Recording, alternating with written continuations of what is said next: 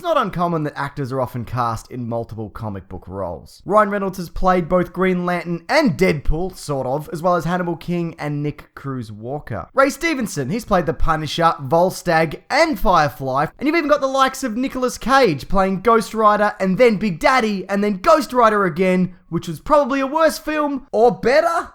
It doesn't matter. But the point is, some comic book actors have played roles in comic book based films that you may not even be aware of. That is until I did some half-assed research to put together this video. So, let's get into it.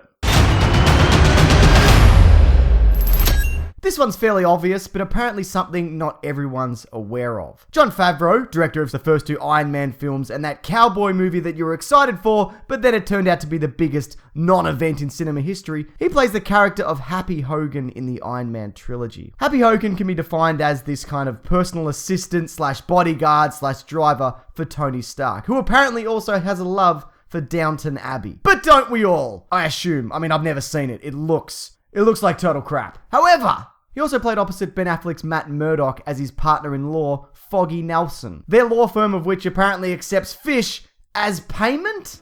He paid in fluke. Fluke is a fish, Matt. Did you know that? Because I sure as hell didn't. Now, I know that's not mind-blowing to some. Daredevil is a popular, well, maybe not popular, let's just say it's a known movie. How about this though? Have you ever seen Batman Forever? You remember that one? Val Kilmer, Jim Carrey, Tommy Lee, What Am I Doing Here? And Jon Favreau. There he is, right there. Sure, he's not actually playing a named character. He's credited just as assistant. But still, that's weird, right? Chris Evans. Now, he's played a variety of superhero roles, most famously Captain America and Johnny Storm. But he's also appeared in a number of other films based on comics. The Fantastic Snowpiercer, Scott Pilgrim vs. Guys in Real Life that would definitely kill him, The Losers, and probably least known of all, Casey Jones in 2007's animated TMNT movie. You may have everyone else fooled, but you haven't fooled me, Raph. There has been a push from fans, oh that's another superhero one, not based on a comic though, to get him to reprise the role in live action. That however now seems a little bit unlikely, but you know what, he would do a great job. Sam Rockwell, amazing actor, known for turning in just standout performances. I mean, who doesn't love Moon? Moon's bloody great! Recently though, his comic book movie roles have included the likes of Justin Hammer in Iron Man 2. If you were any smarter, to write a book that would make Ulysses look like it was written in crayon. And it would read it to you.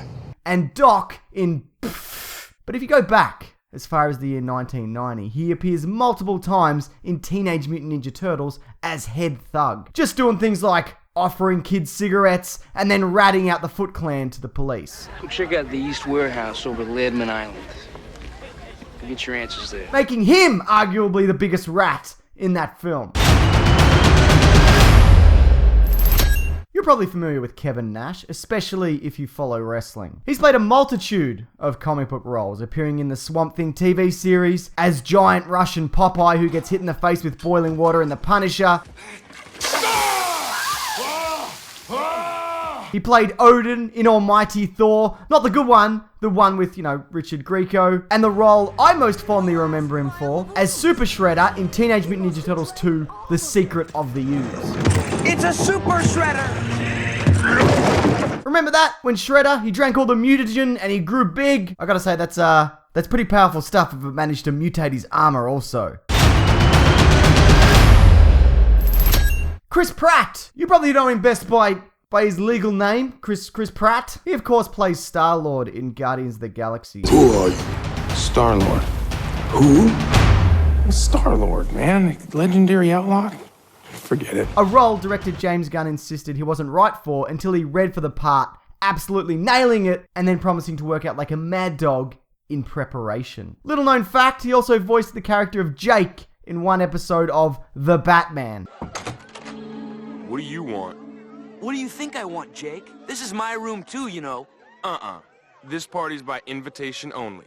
And that about does it for Chris Pratt. No, that's not true. James McAvoy hit him in the face with a keyboard it wanted, based on the comic of the same name. Look at that! That's pretty much it. Now, don't forget, there's new videos here every Sunday and Thursday. And thank you to those who have been voting for me on Watch Mojo's top YouTube critics list. That is genuinely appreciated. I'll link that below for anyone else who would like to contribute to that, which again, would also be genuinely appreciated. Also linked below will be this week's episode of my podcast, The Weekly Planet, the latest episode of which is on Best and Worst Planet of the Apes movies, and this Monday's episode will be on Dawn of the Planet of the Apes. You can also find that at theterrificcomicbookmovie.com. Question though, did any of these appearances that I mentioned take you by surprise? If not, fair enough. But in addition to that, if you have any favorite surprise appearances that I've missed in comic book movies, please feel free to add them below or via my Twitter and Facebook pages, both ending in Mr. Sunday Movies. I got one more I quickly want to mention. Lawrence Fishburne as both Perry White in Man of Steel and the voice of Silver Surfer in Fantastic Four 2 something something Silver Surfer. Alright, that's it. Thanks everyone. Enjoy your week.